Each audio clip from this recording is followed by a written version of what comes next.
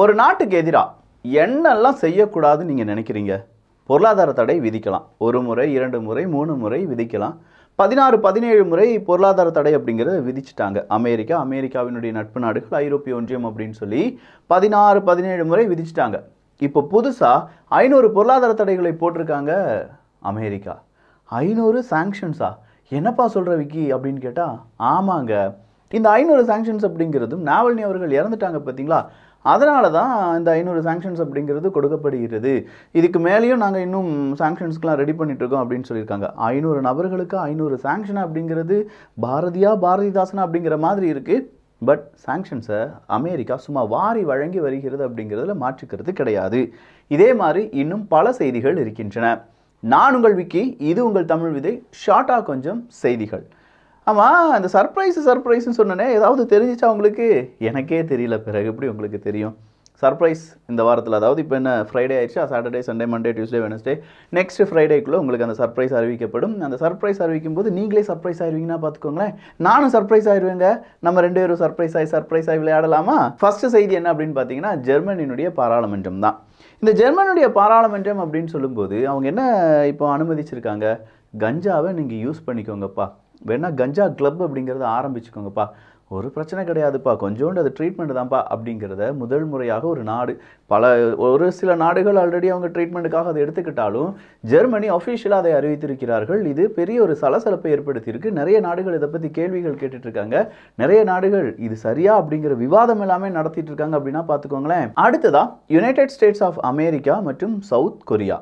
2 நாடுகளும் ஒன்றிணைகிறார்கள் என்றால் எதிர் திசையில் நிற்பது யாரு? வடகொரியா தானே. டிபி ட்ரூப்ஸ் கற்பூரம் மாதிரி பிடிச்சிக்கிட்டீங்க. வடகொரியாவுக்கு எதிராக தென்கொரியாவும் அமெரிக்காவும் இன்றைக்கி என்ன செஞ்சுருக்காங்கன்னா, அவங்களுடைய வார் பிளைனை சும்மா ஃப்ளை பண்ண வச்சுருக்காங்க. வார் பிளைனை ஃப்ளை பண்ணுறது மட்டும் இல்லாமல் இன்னும் நாங்கள் இதே மாதிரி போர் ஒத்திகையில் ஈடுபட போகிறோம்ப்பா அப்படிங்கிற அறிவிப்பையும் கொடுத்துருக்காங்க. என்ன விக்கி அப்படின்னு பார்த்தா, ஆமாங்க, அப்படின்னா வடகொரியா மட்டும் என்ன சும்மாவாக இருந்தாங்க, மிசைல் டெஸ்ட்லாம் செஞ்சு பார்த்தாங்கயா. கடலுக்குள்ளே மிசைலை வீசுறது, தேவையில்லாத இடத்துல மிசைல்ஸை நாங்கள் வீசிட்டோம் அப்படிங்கிற அறிவிப்பை கொடுப்பது, எங்ககிட்ட எல்லாமே இருக்குது, அண்டர் கிரவுண்டு ட்ரோன் சிஸ்டம் இருக்குது, அண்டர் வாட்டர் ட்ரோன் சிஸ்டம் இருக்குது, அப்படி இப்படின்னு சொல்லி மிகப்பெரிய அளவில் சலசலப்பை ஏற்படுத்திட்டு இருக்காங்க வடகொரியா. அதுக்கு ஈக்குவலாக இவங்களும் என்ன செய்ய ஆரம்பிச்சிருக்காங்க, அமெரிக்காவும் சவுத் கொரியாவும் சேர்ந்து அவங்களுடைய ஒரு காய் நகரத்தில் செய்ய ஆரம்பிச்சிருக்காங்க. அடுத்ததா சீனாவினுடைய ஒரு ஹைவே தான். சீனாவினுடைய ஹைவேல கிட்டத்தட்ட 100 கார்கள் ஒன்றோடு ஒன்று மோதி கொண்டது அப்படிங்கிற தகவல் வெளியாகி இருக்கிறது. 100 கார்கள் மோதினது அப்படிங்கிறதுல 3 பேருக்கு காயமடைந்திருக்கிறார்கள் என்கிற தகவலை மட்டும் சீன அரசாங்கம் வெளியில விட்டுருக்காங்க. அடுத்ததான் வந்திருக்கக்கூடிய செய்தி என்ன அப்படின்னு பார்த்தீங்கன்னா, இஸ்ரேலுடைய ஜிபிஎஸ் சிஸ்டம் தான். இஸ்ரேலுடைய ஜிபிஎஸ் சிஸ்டம் அப்படின்னு சொல்லும்போது அது அமெரிக்காவினுடைய தானே, பட் இஸ்ரேல் நடத்தக்கூடிய யுத்தம் இஸ்ரேலுடைய ஜிபிஎஸ் வார்ஃபேர் அப்படின்னு சொல்றாங்க. ஸோ இந்த ஜிபிஎஸ் வார்ஃபேர் வழியாக எதிரி நாட்டினுடைய ட்ரோன்ஸ் மற்றும் மிசைல்ஸ் அப்படிங்கிறது எல்லாத்தையுமே செயலிழக்க வைப்பதும், அதன் பிறகு இஸ்ரேலினுடைய மிசைல்ஸும் ட்ரோன்ஸையும் பறக்க விடுவது அப்படின்னு சொல்ற மாதிரி புதுவிதமான ஒரு டெக்னாலஜியை இஸ்ரேல் கையாண்டு வருவதாகும். ஜாமிங் தான், வேற எதுவும் கிடையாது. பட் அதுல வேற ஏதோ நவீனத்துவத்தை உள்ளே கொண்டு வந்திருக்காங்க அப்படிங்கிற தகவல் வெளியாகி இருக்கிறது. இஸ்ரேல் ஜிபிஎஸ் வார்ஃபேர் ஒருவேளை ஸ்டடி பண்ணி பார்ப்போம் என்ன இருக்குது அப்படின்னு சொல்லி. அடுத்ததாக ஒரு பெரிய பூகம்பங்க என்விடியா இருக்குது பார்த்தீங்களா. இந்த என்விடியாவினுடைய நெட் வேல்யூ எவ்வளோ அப்படின்னு பார்த்தீங்கன்னா கிட்டத்தட்ட $2 trillion அப்படின்னு சொல்கிறாங்க. $2 trillion ஒரே நாளில் பங்கு வர்த்தகத்தில் மிகப்பெரிய ஒரு வளர்ச்சி அடைந்திருக்கிறது என்விடியா அப்படிங்கிற ஒரு ரெக்கார்டையும் வைத்திருக்கிறது. ஆர்டிஃபிஷியல் இன்டெலிஜென்ஸ், அதுக்கு தேவைப்படக்கூடிய சிப் செட், இது எல்லாத்தையுமே என்விடியா தயாரிப்பதனால என்விடியாவினுடைய ஷேர் ரொம்ப பெரிய விலைக்கு போயிட்டே இருக்காம்ப்பா. ரொம்ப பெரிய விலைக்குன்னா எவரெஸ்ட் மாதிரி ரொம்ப உயர்ந்துகிட்டே இருக்குன்னு சொல்றாங்க. நிறைய பேர் இதில் லாபம் அடைஞ்சிருக்காங்க, நிறைய பேர் இதில் வருத்தம் அடைஞ்சிருக்காங்க அப்படிங்கிறதும் தகவல். அடுத்ததான் நெத்தன்யாகு அவர்கள் தான். நெத்தன்யாகு அவர்கள் இன்னைக்கு ஒரு அறிவிப்பை கொடுத்திருக்காங்க. போஸ்ட் வார் யுத்தத்துக்கு பிறகு என்னவா இருக்கும் அப்படின்னு கேட்டிங்கன்னா, எல்லா விதங்களிலும் காசாவினுடைய செக்யூரிட்டி எங்களுடையது தான். அதை அன்கண்டிஷனல் செக்யூரிட்டி அப்படின்னு சொல்லியிருக்காங்க. இந்த அன்கண்டிஷனல் செக்யூரிட்டி அப்படின்னா என்ன, எதுக்கு, எவ்வளவு நாள் அவங்க அங்கே இருப்பாங்க, இல்லாட்டி ஒட்டுமொத்தமாக காசாவை ஆட்சி செய்யக்கூடியவர்கள் இஸ்ரேலாக தான் இருக்குமா அப்படிங்கிற பல கேள்விகள் வந்திருக்கிறது. அடுத்ததாக இன்னொரு செய்தி என்ன அப்படின்னு பார்த்தீங்கன்னா, இந்த டிராகன் அப்படிங்கிறத நம்ம பார்த்துருப்போம். சீனாவில் நிறைய இடங்கள்ல அவங்களுடைய புத்தாண்டு கூட டிராகன் அப்படிங்கிறத பயன்படுத்துவாங்க. அதே மாதிரியான ஒரு உயிரினம் இருந்தது அப்படிங்கிறத விஞ்ஞானிகள் கண்டுபிடிச்சிருக்காங்க. கிட்டத்தட்ட 24 கோடி வருடங்களுக்கு முன்னாடி அந்த உயிரினம் வாழ்ந்ததாகவும் அதனுடைய ஃபாசிலை நாங்கள் எடுத்திருக்கோம் அப்படிங்கிற தகவலை இப்போ விஞ்ஞானிகள் கொடுத்திருக்கிறார்கள். பாரிஸ்ல விவசாயிகள் போராட்டம் நடத்திட்டு இருக்காங்க அப்படிங்கிறது நம்ம எல்லாருக்குமே தெரியும். ஆனா அந்த போராட்டம் இப்போ ரொம்ப பெரிய அளவில் மாறி இருக்கு. விவசாயிகளுடைய போராட்டம் வெர்ஷன் 4.0 உயர்ந்திருக்கு அப்படின்னு சொல்றாங்க. இப்போ பாரிஸில் விவசாயிகளுடைய போராட்டம் அப்படின்னு சொல்லும்போது டிராக்டரை எல்லா ரோடுகளையும் கொண்டு வந்துட்டாங்க. பெரிய அளவில் ஆல்ரெடி தெரியும்ல பிரான்ஸில் போராட்டம் எப்படி இருக்கும் அப்படின்னு சொல்லி, மஞ்சள் புரட்சியில் இந்த கடைசியாக விவசாயிகளுடைய போராட்டம் வரை அப்படிங்கிறது எல்லாத்தையுமே டிபி ட்ரூப்ஸ் நம்ம பார்த்துருக்கோம். அதே மாதிரியான ஒரு போராட்டமாக உருவாகி வருகிறது என்கிற தகவலும் வெளியாகி இருக்கிறது. பாரிஸ் அப்படின்னு சொல்லும்போது ஈஃபில் டவர் நம்ம ஞாபகத்துக்கு வரும். இன்னைக்கு ஃப்ரைடே சாட்டர்டே எப்படினாலும் சரி ஈஃபில் டவர் இனிமேல் ஓப்பனே பண்ண முடியாது. ஸ்டாஃப் எல்லாம் அங்கே என்ன செஞ்சுட்டு இருக்காங்களா, ஸ்ட்ரைக்கு கூப்பிட்டு இருக்காங்களா அப்படின்னு சொல்லி அங்கே ஒரு ஸ்ட்ரைக் வேறு ஓடிட்டு இருக்கு. ஸோ ஓவராலாக ஃப்ரான்ஸில் என்னப்பா நடக்குது அப்படிங்கிற தகவலை நாமும் கேட்கலாம். இம்ரான்கான் அவர்களுடைய கட்சி தான் இந்த எலெக்ஷனில் ரொம்ப பெரிய அளவில் வாக்குகள் வாங்கியிருக்காங்க, அவங்க தான் ஜெயிச்சிருக்காங்க அப்படின்னு சொன்னாலும் 10-15 தினங்களாக எலெக்ஷன் முடிந்தும் அவங்களுடைய ரிசல்ட் எல்லாம் அறிவித்த பிறகும் எந்த விதமான அரசாங்கமும் இன்னும் ஆட்சி அமைக்காமல் இருக்காங்க.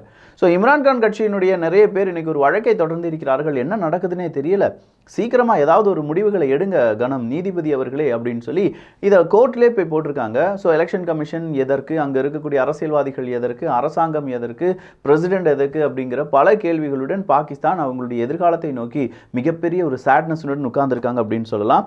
2 ஸ்டேட் சொல்யூஷன் அப்படிங்கிறது தான் ரொம்ப முக்கியமானது. அது இந்தியாவும் வலியுறுத்திட்டாங்க, ரஷ்யாவும் வலியுறுத்திட்டாங்க, பல நாடுகளும் 2 ஸ்டேட் சொல்யூஷன் அப்படிங்கிறத ஆமோதிக்கிறார்கள். ஸோ அந்த 2 ஸ்டேட் சொல்யூஷன் அப்படிங்கிறது தான் மிக முக்கியமான விவாதமாக இருக்க வேண்டும். G20 மாநாட்டில் பிரேசிலில் வச்சு நடக்கக்கூடிய இந்த G20 மாநாடு அப்படிங்கிறது இஸ்ரேல் ஹமாஸினுடைய ஒரு என்கார்டாக இருக்கணும். அவங்க கண்டிப்பாக 2 நாடுகளுக்கும் இந்த எல்லைகள், இந்த எல்லைக்குள் இத்தனை நாடுகள், இத்தனை வீடுகள் அப்படின்னு சொல்லி எல்லாத்தையும் வரையறுக்க வேண்டும். 2 ஸ்டேட் சொல்யூஷன் தான் G20 மிக முக்கியமான கோட்பாடாக இருக்க போகுது அப்படின்னு சொல்லியிருக்காங்க. சுடான்ல வார் அப்படிங்கிறது வந்துட்டு இருக்கு. நமக்கு தெரியும் சவுத் சுடான் பகுதிகளிலும் சுடான்லையும் மிகப்பெரிய அளவில் யுத்தம் அப்படிங்கிறது மூடி இருக்கிறது. கிட்டத்தட்ட 10,000க்கும் அதிகமான நபர்களுக்கு அங்கே காலரா வந்திருக்கு அப்படிங்கிற தகவலும், இது இன்னும் மிகப்பெரிய அளவில் ஸ்ப்ரெட் ஆகலாம் என்கிற செய்தியும் வெளியிட்டிருக்கிறார்கள். அன்லிமிட்டெட் கண்ட்ரோல் காசா ஸ்ட்ரிப் அப்படின்னு சொல்றது தான் இன்னைக்கு ஹேஷ்டாகா ட்விட்டரில் ட்ரெண்ட் அடிக்கக்கூடிய ஹேஷ்டாகா ஓடிட்டு இருக்கு. ஸோ இஸ்ரேலுடைய இந்த ஒரு நிலைக்கு, நெத்தன்யாகு அவர்களுடைய இந்த ஒரு நிலைப்பாடுக்கு அடுத்ததாக பல உலக நாடுகள் எப்படி எதிர்ப்புகள், ஆதரவுகளை தெரிவிக்க போகிறார்கள். ICJ international criminal court of ஜஸ்டிஸில் இஸ்ரேலுக்கு எதிரான வழக்கு எப்படி இருக்க போகுது, அவங்க இனப்படுகொலை செஞ்சாங்களா அப்படிங்கிற பல கேள்விகள் மனதில் இருக்கிறது.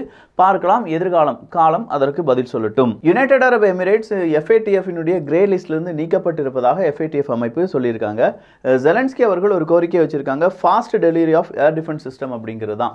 எங்களுக்கு ஏர் டிஃபென்ஸ் சிஸ்டம் வேணும், உடனடியாக எங்களுக்கு ஏர் டிஃபென்ஸ் சிஸ்டம் வேணும். ஏன்னா ஏர் ஸ்ட்ரைக் பண்ணிட்டு இருக்காங்க ரஷ்யா, அதை தடுப்பதற்கு எங்களுக்கு ஏர் டிஃபென்ஸ் சிஸ்டம் இருந்தால் மட்டும்தான் முடியும் அப்படின்னு சொல்லி கேட்டுட்டு இருக்காங்க. ஏர் டிஃபென்ஸ் சிஸ்டம் கிடைக்குமா கிடைக்காதா அப்படிங்கிறத அமெரிக்கா கொஞ்சம் என்ன செய்யலாம். அப்படி ஏர் டிஃபென்ஸை விட அவங்களுக்கு தேவையான F-16 கொடுத்தாங்கன்னா ரஷ்யாவுக்கு எதிராக இவங்களும் F-16 பறக்க வைப்பாங்கல்ல.